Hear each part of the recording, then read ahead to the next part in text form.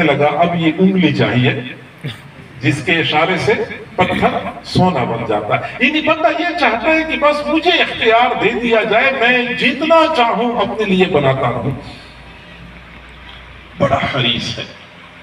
اور فرمایا انہو کان ظلوما جہولا، یہ انسان بڑا ظالم ہے، اتنا ظالم ہے، اتنا ظالم ہے کہ جب یہ ظلم کرتا ہے تو دشمنوں پہ ظلم کرتا ہے.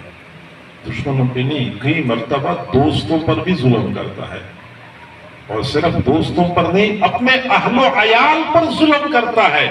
تباہی اور بربادی کے دلدل میں اپنے بیٹوں کو دھکیل رہا ہوتا ہے، اپنے بیٹیوں کو دھکیل رہا ہوتا ہے، بلکہ کئی مرتبہ اپنے اوپر بھی ظلم کرتا ہے.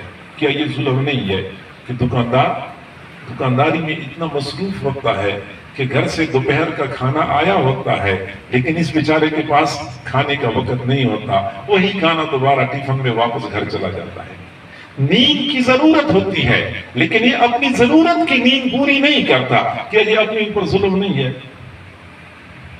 نہ اپنے بچوں کو وقت دیتا ہے، نہ اپنی بیوی کو وقت دے سکتا ہے، نہ اپنے والدین کو وقت دے سکتا ہے. پیسہ اور پیسے نے ایسا لوگوں کو پاگل بنایا ہوا ہے کہ اپنی ذات سے بھی لوگ اجنبی بن چکے ہیں. ظلومہ، یہ بڑا ظالم ہے.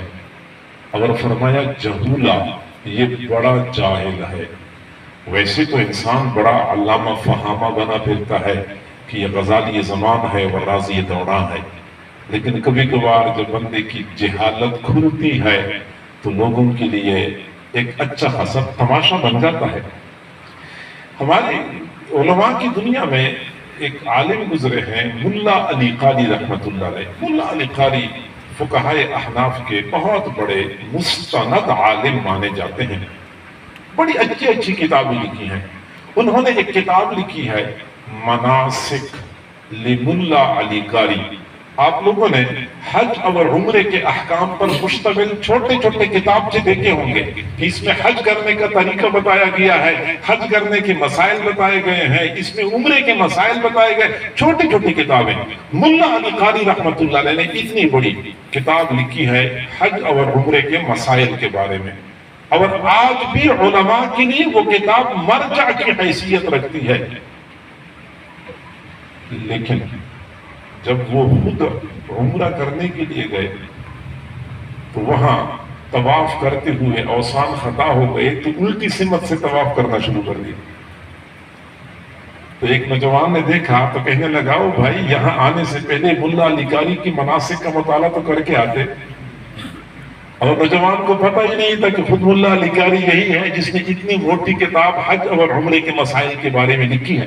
اللہ تعالیٰ ویسے دنیا والوں کو دکھاتا ہے کہ جو بندہ اپنے علم پر بڑا ناز کرتا ہے، کبھی کبھار جہالت ایسی ظاہر ہو جاتی ہے کہ پھر لوگوں کے لیے موضوع سخن بن جاتا ہے. انسان کے اندر اتنی ساری خامیاں، جی ہاں اتنی ساری خامیاں. آپ کے ذہن میں، میرے ذہن میں سوال پیدا ہوتا ہے کہ پھر اللہ نے اس انسان کو اشرف المخلوقات کیوں بنایا اور اپنا خلیفہ کیوں بنایا جب اتنی ساری خامیاں اس انسان کے اندر موجود ہیں؟ انسان کمزور ہے، جنات تو کمزور نہیں. جنات کتنے طاقتور ہیں. حضرت سلیمان علیہ السلام نے اپنے دربار میں کہا تھا بلکہ بلقیس آ رہی ہے، لیکن اس کے یہاں پہنچنے سے پہلے کون اس کا تخت میرے پاس یہاں لے کے آئے گا؟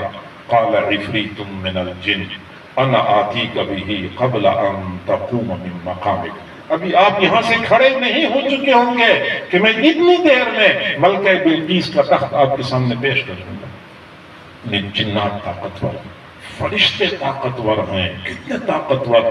جبرائیل علیہ السلام نے ایک پر کے ساتھ حضرت لوط علیہ السلام کی قوم کی پوری بستی کو اٹھا کے آسمان پر پہنچا، الٹا کر کے زمین پر پھینک.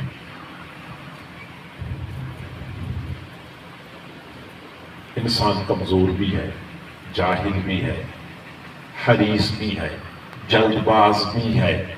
آخر پھر اس انسان کو اللہ نے خلیفہ کیوں بنایا، اشرف المخلوقات کیوں بنایا؟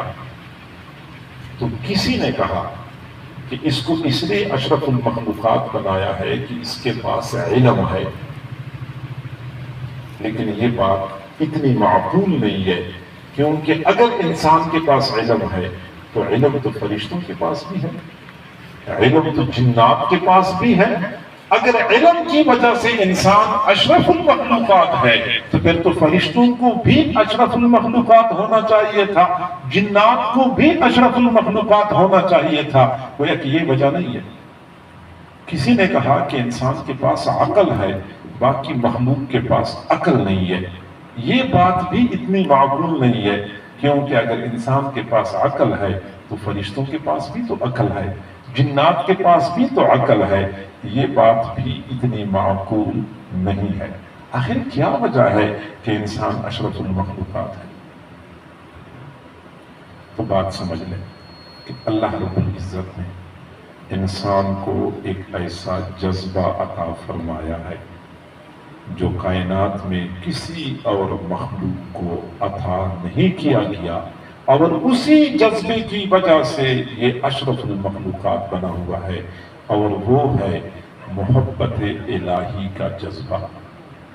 اللہ تعالیٰ کے ساتھ محبت کرنا یہ صرف اور صرف انسان کی خصوصیت ہے، کسی اور مخلوق کو اللہ تعالیٰ نے اپنی محبت نصیب نہیں فرمائی۔ محبت الہی کی وجہ سے انسان باقی مخلوقات سے برتر ہے۔